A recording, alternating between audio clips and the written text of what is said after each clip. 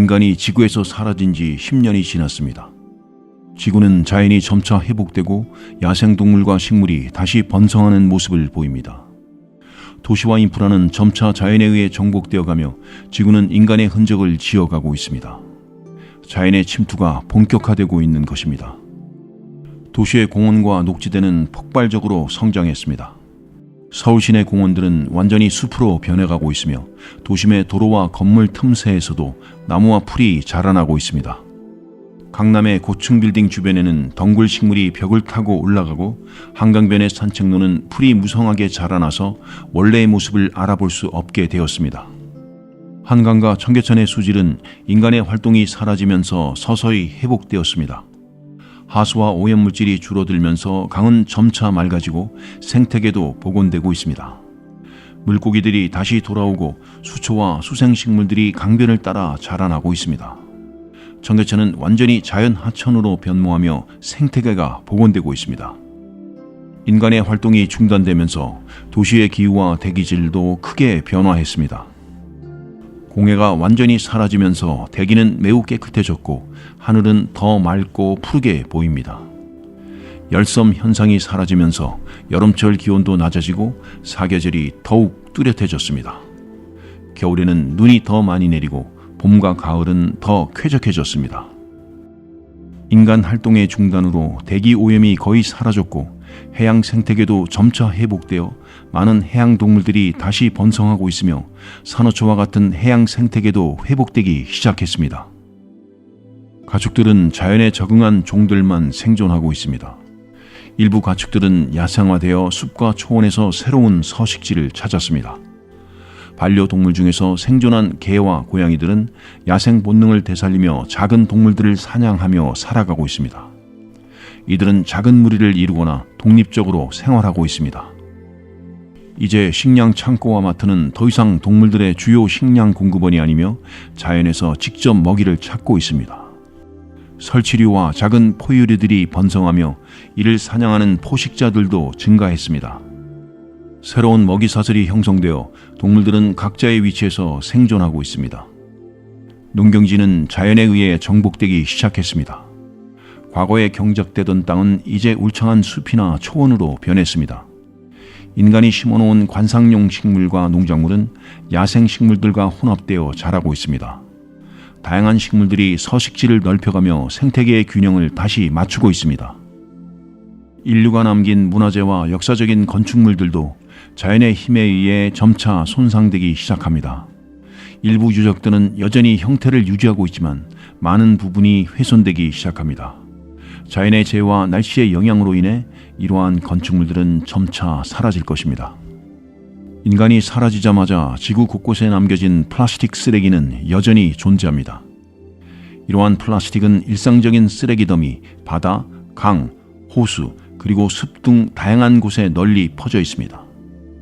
자연적인 요인, 즉 태양광선, 비바람, 미생물 활동 등에 의해 플라스틱 쓰레기의 초기 분해가 시작됩니다. 그러나 이 과정은 매우 느리게 진행됩니다.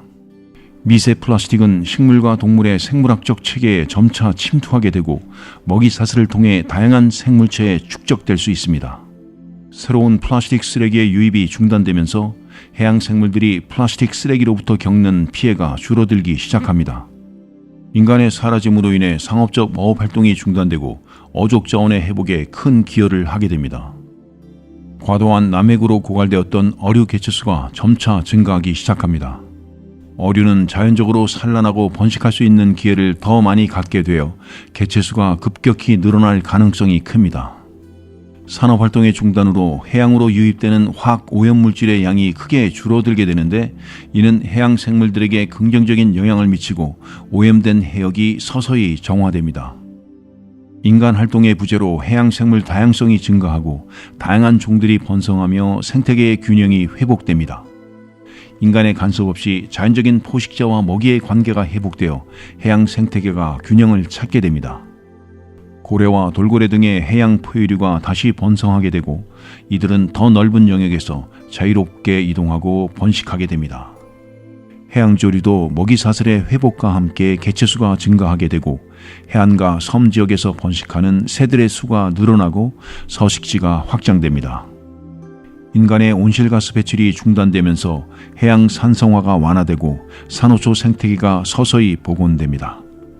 산호초는 해양생물의 중요한 서식지로 산호초의 회복은 해양생물 다양성에 큰 영향을 미치게 됩니다.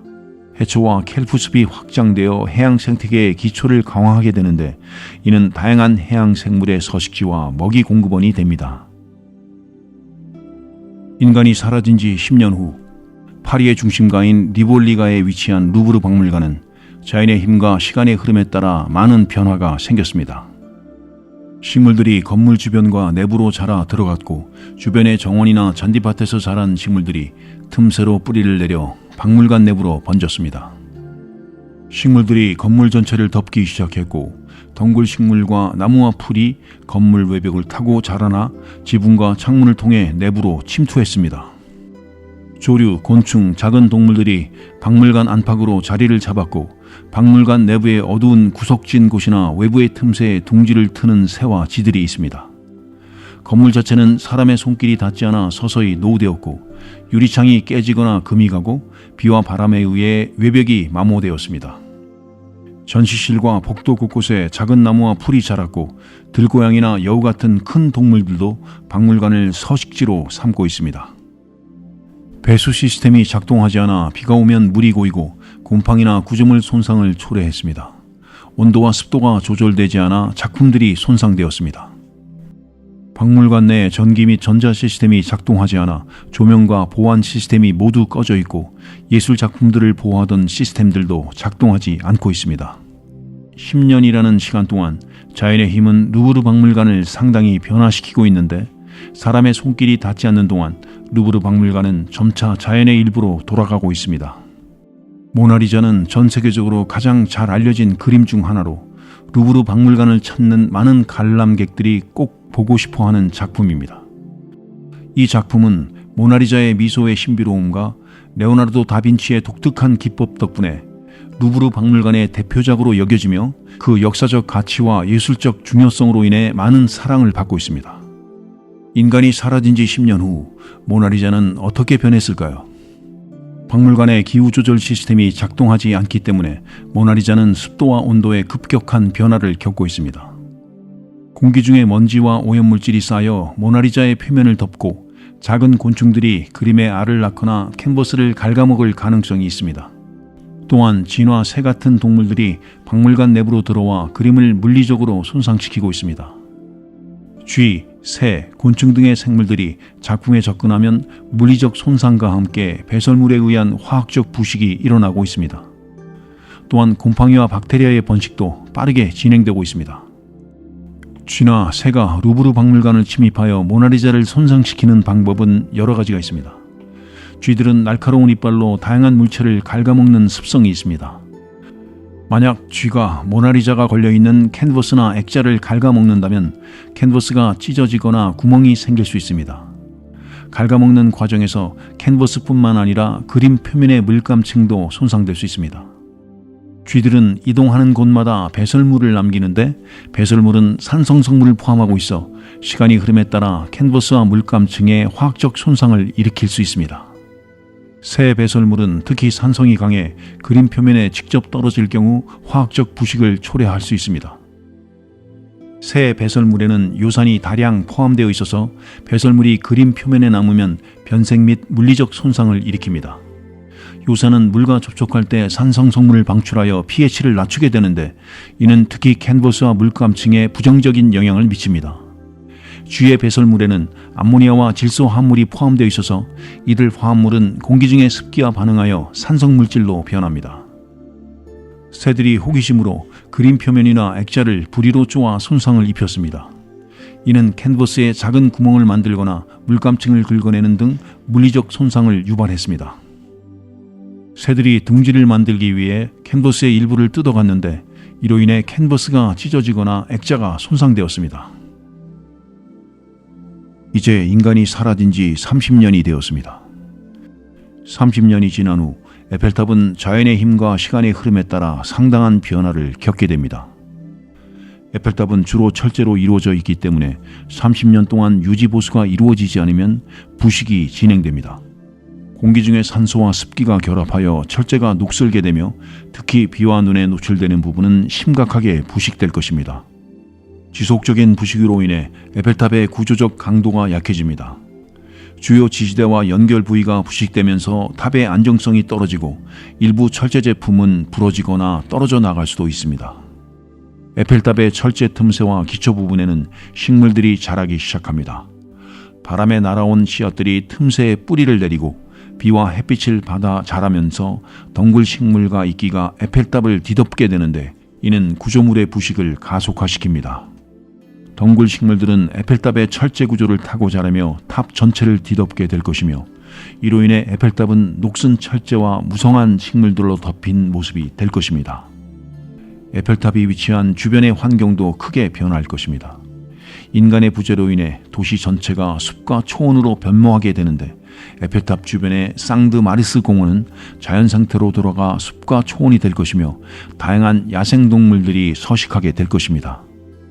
에펠탑 주변에는 새들이 둥지를 틀고 작은 표유리들이 서식지를 만들게 되며 이들은 에펠탑의 틈새와 구조물 안을 서식지로 이용하게 됩니다. 인간이 사라진 후에도 에펠탑이 여전히 그 자리에 있지만 인간 문명의 유물로서 자연 속에 파묻혀가고 있습니다. 이제 인간이 사라진 지 50년이 되었습니다. 50년이 지난 후 두바이의 인공섬 팜 주메이라는 자연의 힘과 시간이 만들어낸 극적인 변화를 겪게 됩니다. 이 변화는 해양 환경, 구조물의 붕괴, 그리고 생태계의 복원 등을 포함합니다. 팜 주메이라는 인공섬으로 자연적인 해안선 보호 구조가 없기 때문에 해류와 파도의 영향을 크게 받습니다. 50년 동안 파도의 침식작용으로 인해 섬의 해안선은 점차 형태를 잃고 일부 지역은 완전히 침수됩니다. 바람과 파도에 의해 모래와 퇴적물이 이동하면서 섬의 지형은 변형됩니다. 원래의 야자수 모양은 점차 흐려지고 새로운 모래톱과 퇴적층이 형성됩니다. 해양 생태계가 다시 활성화되면서 물속의 영양소와 생물 활동이 증가합니다. 인공섬 주변의 수질은 점차 자연 상태로 돌아가고 물의 투명도와 생태계 다양성이 회복됩니다. 인간 활동이 중단됨에 따라 해양 오염이 줄어들고 해양 생물들이 다시 섬 주변의 서식지를 형성합니다. 팜 주메라의 고급 리조트, 호텔, 그리고 빌라 등은 유지보수 없이 방치된 상태로 염분과 습기로 인해 급격히 부식됩니다. 관리 없는 금속 구조물은 30년 이내에 심각하게 부식되기 시작하며 50년이 지나면 대부분의 금속 부분이 녹슬고 파손됩니다.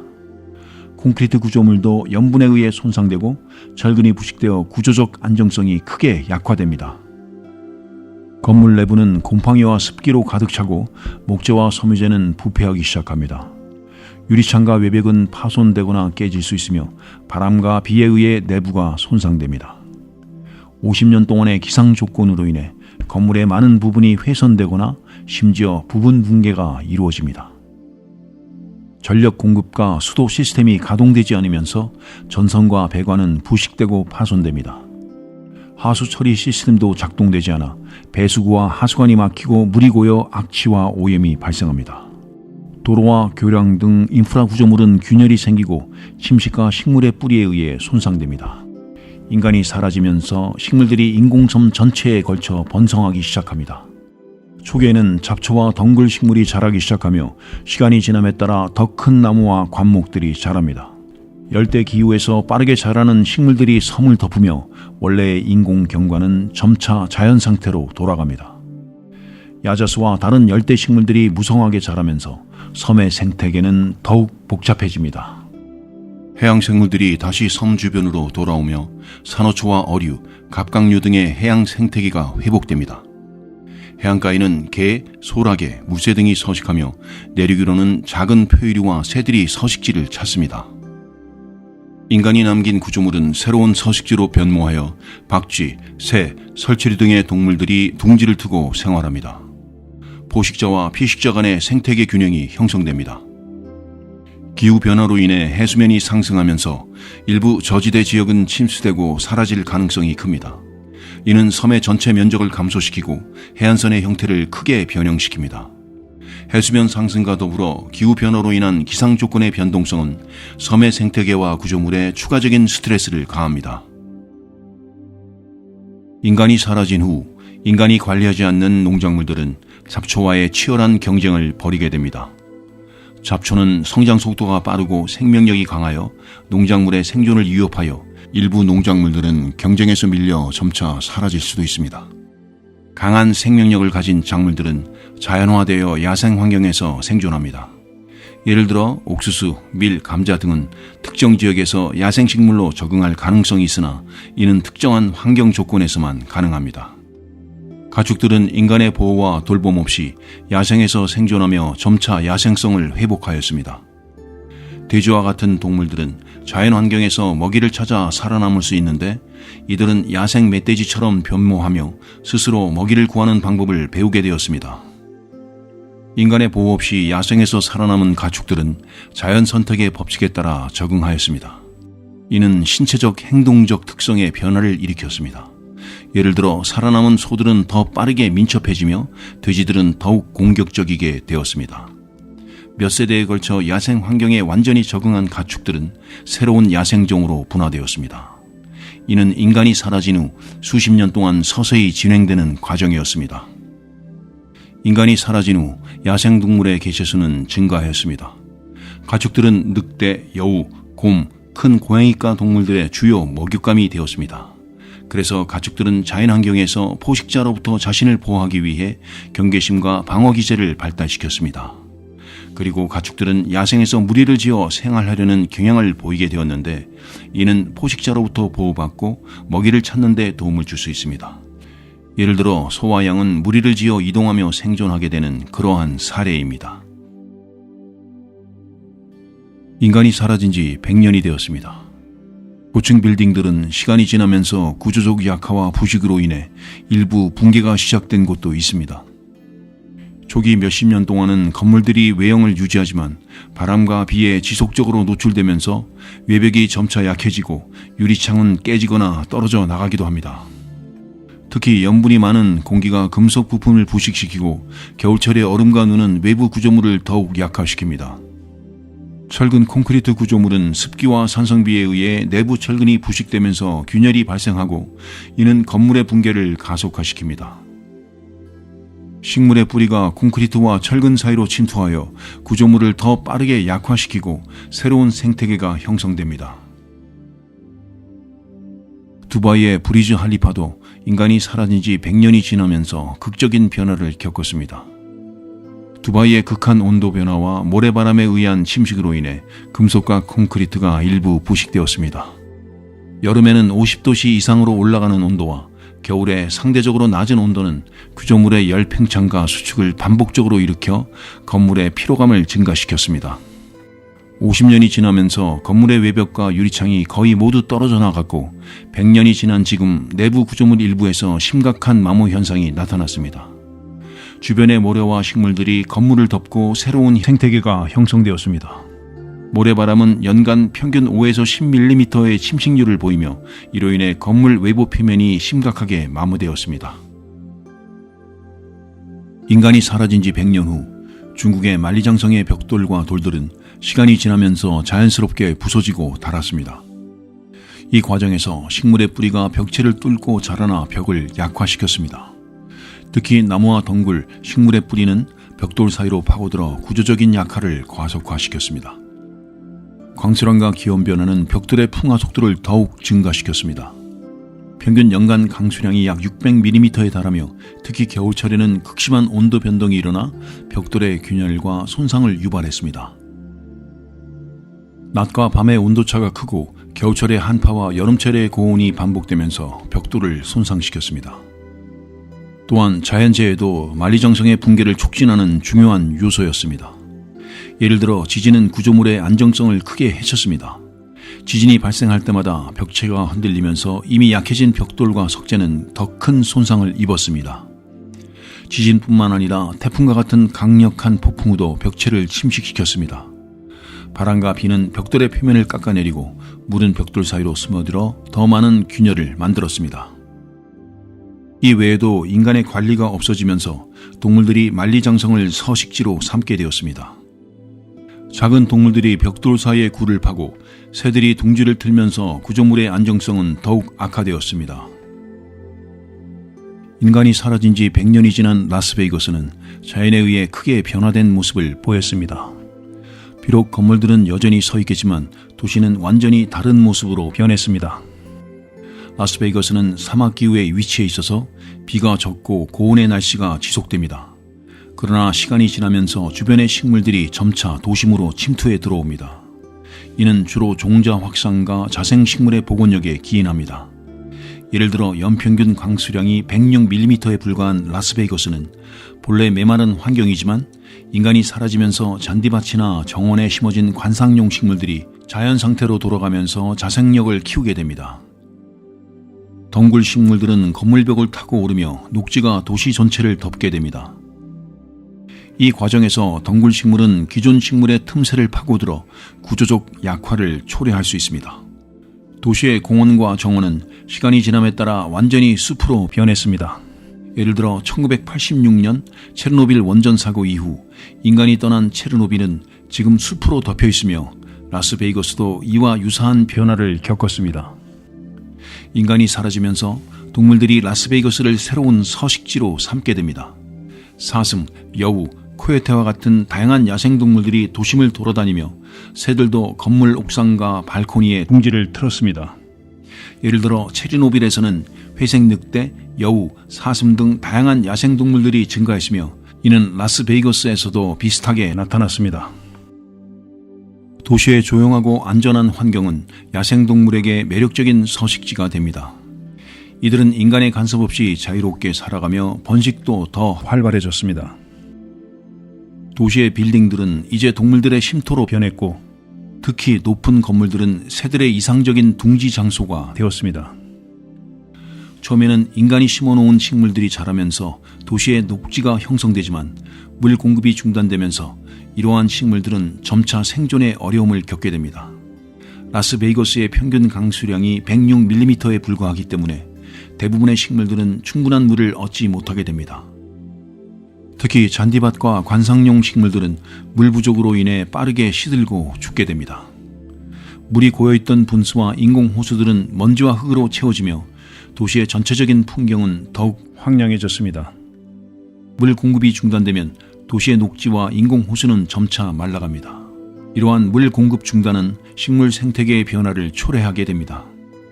식물이 죽어가면서 땅은 다시 드러나고 사막 특유의 황량한 풍경이 되돌아옵니다. 식물이 없어지면 토양의 침식도 가속화됩니다. 식물이 토양을 고정하는 역할을 하기 때문에 식물이 사라지면 바람에 의해 토양이 쉽게 날아가게 됩니다. 이는 사막화의 주요 원인 중 하나입니다. 도로와 교량 같은 인프라 시설들은 시간이 지나면서 점차 파손됩니다. 포장도로는 균열이 생기고 잡초가 자라면서 원래의 모습을 잃게 됩니다. 도로의 아스팔트는 열과 자외선에 의해 분해되기 시작하며 결국 작은 숲으로 변할 것입니다. 도로 위에 쌓인 먼지와 흙은 잡초와 작은 나무들이 자라기에 충분한 영양분을 제공합니다. 라스베이거스의 주요 건물들은 여전히 서 있습니다. 이러한 건물들은 견고한 철근 콘크리트 구조로 지어져 있으며 100년 동안 극심한 기후 변화에도 버틸 수 있습니다. 유리창이 깨지거나 일부 외벽이 손상된 것 외에는 비교적 원형을 유지할 것입니다. 여름에는 섭씨 40도 이상의 고온이 지속되며 겨울에는 영하로 내려가는 추운 날씨가 이어집니다. 이러한 기후 조건은 건물 외벽의 도장과 마감재를 손상시킬 수 있습니다. 시간이 지남에 따라 건물의 색은 바래고 외관이 낡아 보일 것입니다. 기후변화는 또한 건물의 구조적 통합성에도 영향을 미쳤습니다. 예를 들어 극심한 열팽창과 수축은 건물의 외벽에 균열을 일으켰으며 이는 시간이 지나면서 더 큰 손상을 초래하였습니다. 인간의 손길이 닿지 않은 채 도시는 새로운 생명체들의 터전으로 재탄생하게 됩니다. 식물들은 초기에는 도시를 녹지로 덮겠지만 물 공급의 중단과 함께 다시 사막화가 시작되었습니다. 야생동물들은 자유롭게 살아가며 인프라는 점점 붕괴되었습니다. 이러한 변화는 라스베이거스를 자연 속에 묻힌 잊혀진 도시로 만들었습니다.